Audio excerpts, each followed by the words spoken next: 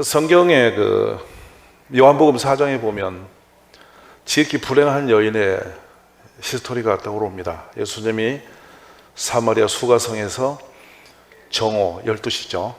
뜨거운 한낮에 제자들에게 먹을 걸 보내고 가져오라고 보내시고 홀로 우물가에 앉아 계셨습니다. 일반적인 사람들은 그때 다 휴식을 취하고 낮잠을 자는 그런 일반적 시간인데 이상한 한 여인이 있습니다. 자신도 모르게 사람들의 눈을 피해서 그 시간에 물을 길러 오는 사람이에요. 우린 단순히 수가성의 여인과 예수님 만남으로 보지만 이 여인의 삶을 주관적으로 들여다보면 참 비참하기 이를 데가 없습니다. 일반적인 한 마을 사람과 동들어 같이 살아가지 못하는 사람이죠. 성경은 그렇게 기록합니다. 사마리 여자 한 사람이 물을 기르러 왔음에 예수께서 물을 좀 달라 하시더라 이렇게 있습니다. 오늘 이 자리에 앉아 계신 여러분 중에도 나는 나름대로 그냥 정상적으로 사는 것 같은데 내면에 있는 내 이전의 아픔과 상함들이 나도 모르게 남 같지 않은 반응을 가지고 살 수밖에 없는 사람이 있을 겁니다. 본인은 잘 모릅니다. 그게 반응을 해요. 어떤 정황이 오면 나도 모르게 아픔이 소리를 냅니다. 바로 그것을 오늘 본문에서 나오는 상한갈대 같은 사람입니다. 운명적으로 태어나면서부터 상한 삶을 출발할 수 있습니다. 성경이 많이 나오죠. 극적인 장애를 가진 분들이죠. 보지 못하고 듣지 못하고 일어서지도 못하고 말도 못하고 또 때로는 자신이 원하지 않지만은 나병이라고 하는 치명적인 질병이 그의 삶을 무너뜨리기도 합니다. 또 함께 살아야 할 가족들로부터 부당한 정상적이지 않은 상처들을 끌어안고 그것이 고통이 되어서 웅크린 채 살 수도 있습니다. 형제들 때문에, 부모님 때문에, 아니면 이웃과 친구, 학교 다양한 방법들로 우리에는 그런 고통의 역사가 들어올 수 있어요. 그래서 남들이 하지 않는 반응을 하는 겁니다. 그거는 어찌 보면 영적으로 깊이 보면 예수님의 눈으로 보실 때는 이 여인의 그 낮에 물길 온 내용을 예수님은 알고 계셨지만 사람들은 모릅니다. 뭐라고 말하면 저건 잘못됐어. 못된 인간이야. 전 인격이 파산된 사람이야. 저런 사람 가까이 하면 손해나 아파. 그래서 아픔을 잊는 사람들은 그 아픔 때문에 또 다른 아픔을 계속 쌓아가면서 고립되어 간다라고 표현합니다. 여러분 안에 그런 내용이 있지는 않을까요? 때로는 인정받지 못한 삶 때문에 잘 보이려고 더 열심을 했더니 사람들이 돌을 던집니다. 잘난 척 한다고. 왜 굳이 그렇게 하느냐고. 이것이 바로 우리들의 삶의 모습들이죠. 자, 오늘 사마리아 이 여인은 예수님 앞에 덜컥 만남이 되었고 뜻밖에도 나에게 물 좀 달라고 하시는 주님. 너무도 당황스러워서 본인이 가지고 있는 그 상함 속에 있는 자신의 생각을 가지고 대항을 하죠. 당신은 유대인이서 어찌하여, 당신은 유대인인데 어찌해서 왜 사마리아 여자인 나 같은 여자 보고 물을 달라고 합니까? 이거는 성경에 기록되어서 자연스럽게 우리가 읽으면 별 내용 아닌 것 같지만 이 여인이 그 당시에 맞닥뜨려서 예수님 앞에 이 반응하는 것은 대단히 불편했던 것을 느낄 수 있어요. 힘든 거예요. 왜냐하면 운명적으로 사마리아 사람이라는 것이고 또 자기 개인의 삶으로 피할 수밖에 없는 고통을 가졌기 때문에 지금 숨어서 물을 길러 왔는데 왜 유대인의 랍비로 있는 사람이 나에게 굳이 물을 달라고까지 하면서 나에게 간섭을 할까라는 것이에요. 굉장히 당혹스러운 장면이에요. 그래서 거절하죠. 그러면서 본인의 입으로 표현합니다. 이런 유대인이 사마리아 사람과 상종하지 아니함이라는 것을 그대로 그 표현에 드러내고 있어요. 요한은 그 장면을 기록하죠. 여인이 이렇게 격한 반응을 한 것은 유대인들은 사마리아 사람을 사람으로 보지 않았습니다. 운명적, 태생적인 문제와 삶의 문제가 그 여인을 겹겹이 싸우고 있는 것이죠. 근데 사람들은요, 객관적이에요. 그 상황 자체로 우리는 돌을 던지고 표현도 하고 판단합니다. 그 여인의 내면을 아무도 공감하지 않아요. 그래서 우리가 오늘 교회를 나오는 것은 세상 사람이 보지 못하고 느껴지지 못한 그것을 보고 느낄 수 있는 것, 이것이 신앙이에요. 이게 예수님이시고요.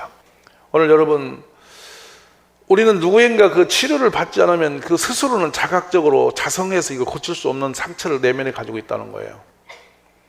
오늘 이 수가성의 한 여인의 이 모습을 가만히 보십시오. 유대인이 사마리아인과 상종하지 아니함인데 왜 날더러 당신은 유대인으로서 나보고 물을 달라고 합니까? 그 여인의 그 정황을 가만히 보십시오. 사람이 창피하고 사람 앞에 설 수 없어 그 부끄러워서 물동이를 머리에 이고 아무도 없는 한낮에 숨어서 조심조심 우물가에 왔더니 턱커서 유대인이 앉아서 여자여 나에게 물 좀 줄 수 있니? 이렇게 묻는 거예요. 너무도 당황스럽죠. 그런데 이분이 이야기를 걸어오는데 좀 이따 보니까 내가 누군지 알았으면 다시는 물기를 안 와도 되는데 라는 말을 한단 말입니다. 그자 이 여인이 그런 물이 있으면 내게 주세요. 그리고 내가 목마르지도 않고 또 여기 물기를 오지도 않게 좀 해주세요. 내가 물기를 오는 자체가 너무도 힘든 사람입니다. 이겁니다. 사실은 이 여인은 물이 문제가 아니고 인생의 문제인데 인생의 문제 때문에 물기 있는 문제로 자기 아픔을 느끼고 있는 거예요. 그러니까 그런 거예요. 우리가 보편적인 상황인데도 격하게 분노를 하거나 사람이 막 오해를 하고 곡해를 해서 막 누구를 뒤에 가서 막 공격을 하거나 막 자기 막 분노를 표출하는 이런 사람들은 우리가 볼 때 저 사람 못됐다, 저거 상대하지 말자 이렇게 버리는데 사실은 그분이 그런 내면의 상처가 너무 많기 때문에 그렇게 표현하고 있는 거란 말이에요. 근데 그걸 이해하고 그 사람의 아픔을 치료해 주는 것이 아니라 가지 또 돌을 들어 또 던져 놓는 거예요.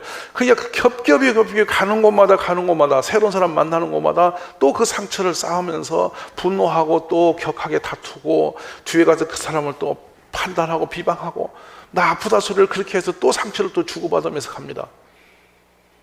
부서진 상처, 부서진 갈대, 의미도 없고 이름도 없는 갈대, 상한 것도 억울하고 참 비참해지는데 그 부서진 갈대가 성한 갈대를 또 상처를 줘서 또 상처를 만들어가는 거예요.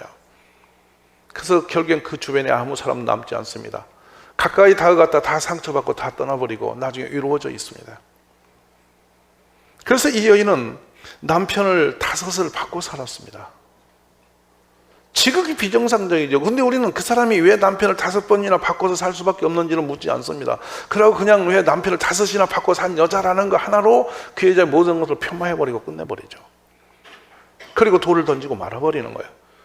그와 나는 상관이 없기 때문에 그런 거예요. 그러나 교인은 그럴 수 없다는 겁니다. 교인은 우리는 주 그리스도 안에서 형제가 되어졌고 자매가 되어져 있고 함께 주 안에서 우리가 은혜를 입었고 고침을 받았고 주의 은혜 안에서 우리의 상처를 싸매임을 당했기 때문에 우리도 또 다른 아픈 사람을 만나면 주의 마음으로 우리가 도움을 줘야 될 사람들이라는 것입니다. 우리가 상처를 더 주고 더 아픔을 주는 지체들이 아니고 서로가 감싸주고 회복시키는 공동체로 나갈 수 있기를 함께 힘써주시기 바랍니다. 그런데 이 여인이 물들로 다시는 오지 않게 하소서라고 말할 때 예수님이 정말 놀라운 얘기입니다. 종종 설교를 들을 때 저에겐 내 얘기야. 왜 저런 설교가 오늘 나한테 들려올까? 이럴 때가 덜커덕 걸릴 때가 있어요.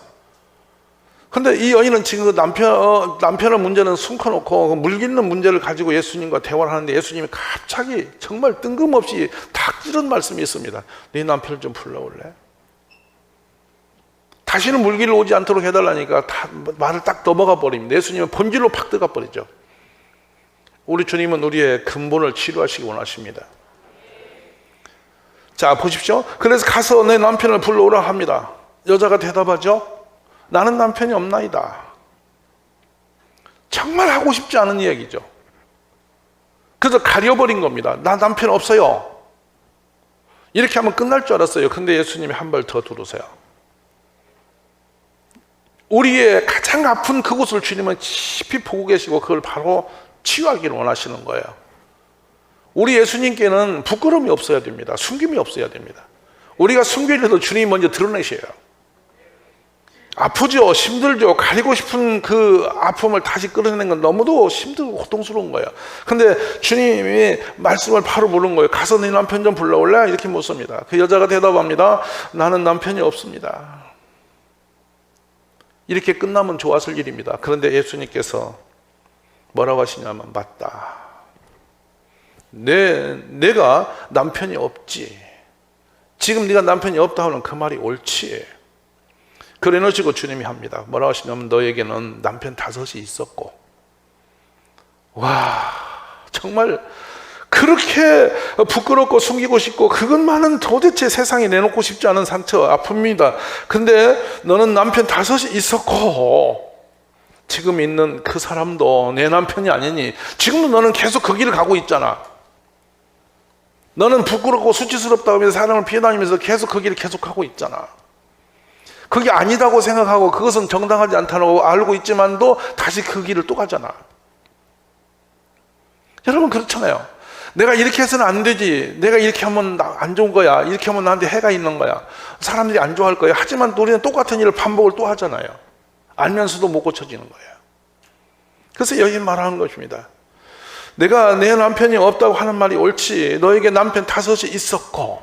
과거지입니다. 지금 현재 진행입니다. 지금 있는 자도 내 남편이 아니니 내 말이 참되다. 근데 끝에 이 말씀이 기가 막힌 말씀입니다. 내 말이 맞아. 공감해 주는 겁니다. 이해해 주시는 겁니다. 지금도 남편 또 다른 남자 데리고 있잖아 라고 책망하시는 게 아닙니다. 심판자며 절대적인 주님이 지금 이 한 여인을 앞에 놓고 지금 단돌이 하시는 장면이 아니에요. 너 지금 또 그렇게 할 수밖에 없어. 맞아. 근데 네가 하는 말이 네 남편이 없다는 말이 맞는 거야. 이 용어의 그 표현이 어떻게 된지는 모르지만 이 여인에게는 이것이 막 부끄러움 수치로 막 그냥 대항적으로 느껴지는 않았다고 하면 분위기가 뒤로 나타나는 부분이에요. 너무 놀라운 거 보이죠. 근데 이 부분이 어떤 표현으로, 어떤 감정으로, 어떤 표정에서, 어떤 그 분위기로 예수님이 했는지는 정확하게 우리가 감은 못 잡지만 이 여인에게는 상상할 수 없는 어떤 강력한 힘을 느꼈단 말이에요. 이 말씀 속에서. 이거는 과거의 수치와 상처를 갖다가 헤잡아 끄집어내서 너는 지금도 남편이 또 바뀌어갖고 살고 있어. 뭘 그걸 없다고 거짓말해. 이런 표현이 아니세요, 우리. 보통 사람들은 또 거짓말하네. 저 인간은 어쩔 수가 없어. 이렇게 표현합니다. 근데 예수님은 맞아. 네 하는 말이 참돼. 오라. 네가 지금 정직하게 고백하고 있구나. 지금 있는 남자도 네 남편이 아니지. 이 용어에서 오는 어떤 그 뉘앙스는 굉장히 강력한, 그리고 너무도 놀라운 아마 위로와 엄청난 치유가 됐다고 생각이 되는 부분이 19절에 걸려요. 뭐냐면 여자가 가로되 이르되 주여 내가 보니 당신은 선지자십니다. 예수님의 신적인 권위 앞에 그대로 자신의 부끄러움을 들켰는데 그것이 부끄럽고 분노가 되고 막 억울함이 되는 것이 아니고 그대로 노출되면서 지금 위로가 되어지고 항복되어지는 장면이죠. 근데 그 하나님을 어떻게 만나느냐가 중요하잖아요. 예수님을 어떻게 대하느냐가 문제인데 바로 우리를 통해서 예수님을 느낄 수도 있고요. 직접 대면 속에서 예수님을 느낄 수도 있어요. 그래 말씀하잖아요. 주여 내가 보니 선지자소이다. 인정했죠. 주님의 이제 실존을 인지하는 겁니다. 그리고 나서 이 여자가 물동이를 버려두고 동네로 뛰어가더니 사람들이 소리를 지기 시작합니다. 완전히 새 사람 된 거죠. 내가 행한 모든 일을 내게 말한 사람을 와서 봐라. 이는 그리스도가 아니냐. 다른 사람보다 영적인 눈이 훨씬 빨리 열렸습니다. 사람들에게 버림받고 유명되었던 이 여인이 예수님의 실존인 메시아 그리스도이심을 가장 먼저 그 말에서 경험해버리는 사람이죠. 바로 우리 주님이 복음이 향하고 있는 방향성입니다. 죄가 많은 곳에 은혜도 크다 했습니다, 여러분. 우리가 그냥 은인인 것처럼 적당히 살아가는 삶에서 오는 은혜가 아니라 나는 정말 소망이 없는 거야. 나 같은 인격자를 누가 사람으로 봐. 그래 자기도 자신을 비하고 포기해버린 상태지만은 우리 주님은 바로 그런 사람을 제일 먼저 찾아가시고 만나주신다는 사실이에요. 상한 심령을 주님은 아시는 거예요. 오늘 여러분 세월이 흘러도 나이가 들어도 내 인격적으로 어느 날 털커덕 감정을 표현해놓고 털커덕 화를 내놓고 막 하지 말아야 할 일을 혹혹 해놓고 막 감당이 안 돼서 차마 가서 말을 걷어들이지도 못하고 막 혼자 막 나는 별 수 없는 인생이야. 내가 또 실수했네. 이렇게 하면서 후회하면서 혀를 깨밀어 본 적 없으십니까? 돌이켜서 다시 하지 말아야 한다고 다짐해놓고 또 가는 그런 경험은 없었습니까? 바로 그러나 우리 주님을 제대로 만나면 그것이 고쳐진다는 사실이에요. 주님은 우리가 실수하고 실패하고 또 실수하고 실패해도 거듭거듭 아무리 해도 끝없이 용서와 자비하심으로 살려주시는 우리 주님이십니다. 그래서 상해서 이미 다시는 회복될 수가 없고 쓸모가 없어져 버림받을 수밖에 없는 상태인 상한 갈대를 꺾어버리지 아니하신다는 용어가 바로 거기서 우리가 은혜로 오는 거예요. 오늘 주님의 위로하심이 우리 모두에게 충만히 임하시기를 간절히 바랍니다. 누가복음 4장에 가면 우리 예수님이 당신 고향인 나사렛 회당에 가서 성경을 펴 드시고 직접 설교를 하신 장면이 나와요. 근데 이 나사렛 사람들이 예수님의 말씀을 듣고 격하게 분노합니다. 반응을 합니다. 뭐라냐면 가서 저 낭떠러 밑에 밀어서 떨어져 죽여삐자, 이런 생각을 단합을 하는 장면이 나와요. 근데 예수님이 유유히 그 군중 속을 걸어서 나오시는데 감히 덤비지 못하고 놔둬서 예수님이 나오신 장면이 있거든요. 우리 예수님도 지극히 상처를 많이 받으신 분이세요.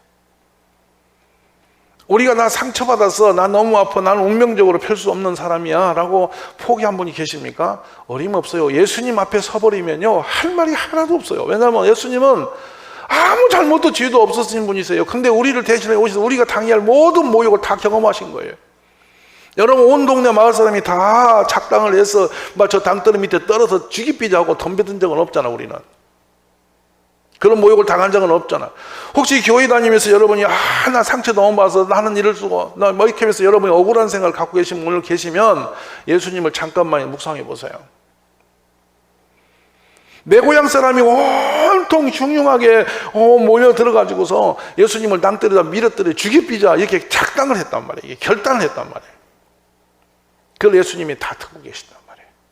그런데 예수님은 이런 방구 표현도 없이 그냥 묵묵히 그들 사이를 걸어 나오세요.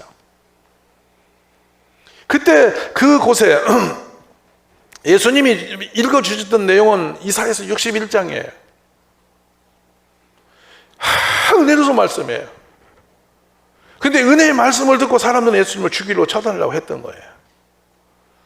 그리고 예수님이 그 은혜의 말씀을 읽어내시고 난 뒤에 가난한 자에게 복음을 전하게 하시려고 내 기름 부으시고 나를 보내서 포른 자에게 자유를, 눈먼 자에게 보게 함을, 전파되면 눌린 자를 자유롭게 하고 라고 말씀하시면서 은혜의 해를 전파하게 하려 하심이라고 하면서 당신이 와서 하실 일들을 내가 진실을 너에게 이루노니 선지자 고향에서 환영을 받은 자가 없다라고 딱 설하시면서 가는 장면에서 걸려버린 거예요.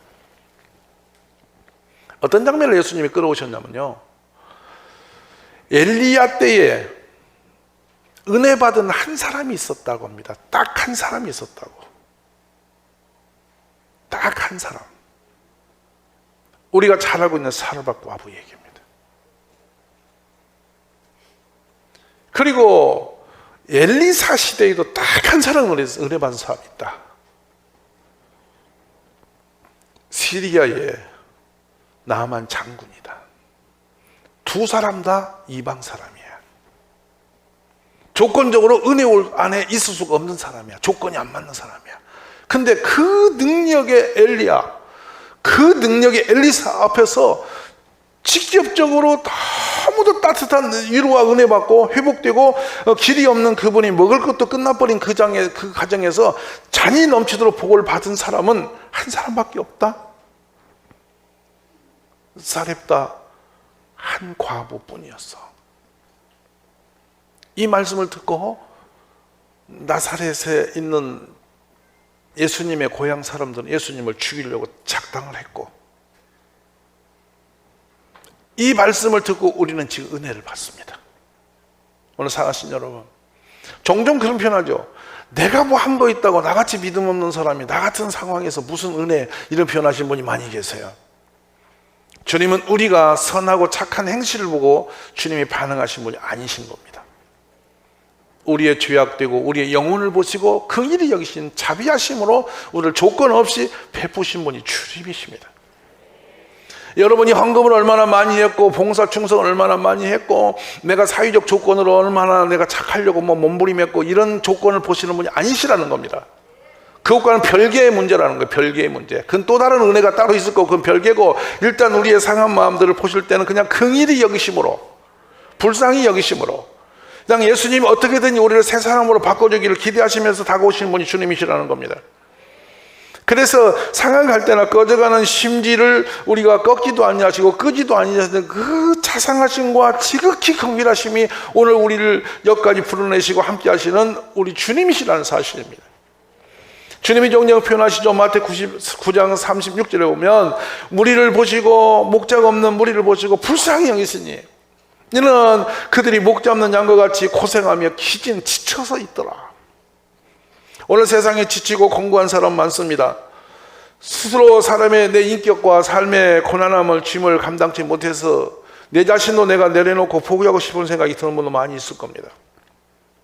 내 삶에 들어온 가난과 어떤 세상 일반적이지 못한 많은 상황들이 우리 속에 들어와서 내 삶을 휘저어서 나를 낙심시키고 주저할 수 있습니다. 그러나 여러분 절망하지 마십시오. 우리 주님은 결정적인 순간에 우리를 기다리십니다. 만나주십니다. 수가성의 우물가에 찾아오셔서 그 길이 없고 온 동네 사람 단 한 사람도 위로자가 되지 없는, 위로가 될 수 없고 본인 스스로도 그 늪에서 빠져나오지 못해서 남편을 5이나 바꿔버린 그 여인도 주님은 인정하시고 살려주셨습니다. 회복해 주셨습니다. 오늘 주님을 은혜 가운데 만나셔서 회복되는 축복이 있기를 간절히 축원합니다. 어떻게 100% 완전할 수가 있겠습니까? 그러다 보니까 모든 사람들이 다 아픔과 상처가 있다는 겁니다. 부부간에도 그렇습니다. 적어도 말하지 않지만은 뭐 정밀하게 이걸 이렇게 해달라고 표현하지만 이때는 이런 거 이 정도는 해주면 좋겠니라는 기대침을 가지고 살아가는데 그것이 오히려 거절당할 때 오는 또 버림당함이 있습니다. 어떤 분이 그런 표현했어요. 찬바람이 부는데 말이죠, 내가 정말 이번만큼은 남편에게 따뜻한 옷 하나도 외투 한 번이라도 얻고 싶어서 막 그런 것을 인터넷에 보여주기도 하고 내 이런 거 있으면 좋겠다고 말도 했는데 남편이 아랑곳하고 쫙 뭉개고 아예 관심도 없고 이래서 다시 찬바람이 불 때 자기가 맞지도 않고 따뜻하지 않은 옛날 옷을 다시 뒤적이고 있을 때 자기 모습이 너무 슬퍼서 그만 이혼해야지 이 생각이 오더래. 그래서 보니까 어찌 보기에 자기가 너무 창피하고 유치하더래.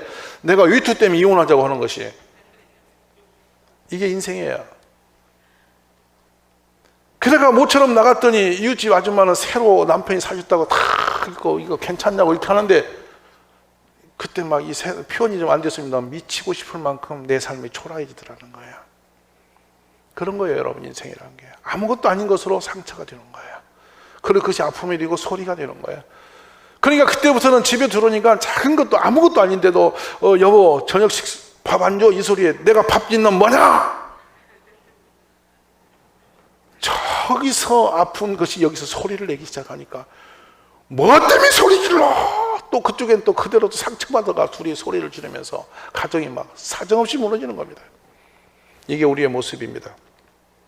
사랑하신 여러분, 이전 것은 다시 돌아갈 수가 없는 곳입니다.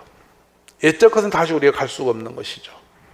이것을 거룩한 표현들 해요. 이걸 아동기의 트라우마라고 말해요. 아동기 어릴 때 상처가 지금 우리 속에 왔다. 그래서 꺾여졌다고 그래요. 근데 괜찮습니다, 여러분. 정말 괜찮습니다, 여러분. 우리 주님이 우리를 보고 계시고 알고 계시기 때문에 괜찮다는 말씀을 드리는 것입니다. 우리는 다 같이 상한 사람들입니다. 꺾여진 인생들입니다. 짓밟힌 길이 있었습니다.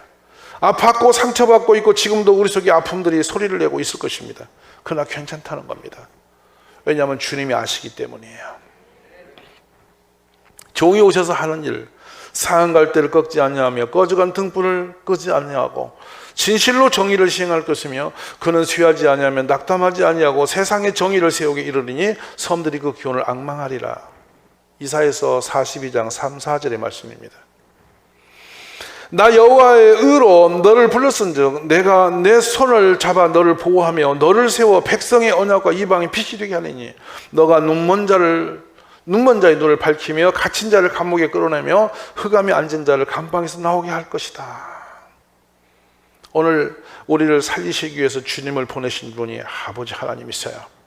오늘 주님은 실제적인 분이십니다. 믿으면 됩니다, 여러분. 해결해 줄 것입니다. 우리의 과거의 어떤 아픔도 상처도 괜찮습니다. 주님이 오시면 해결납니다. 주께서 오늘 이 시간에 우리 모든 분들의 마음의 상처들을 위로하시고 치료해 주실 줄 믿습니다.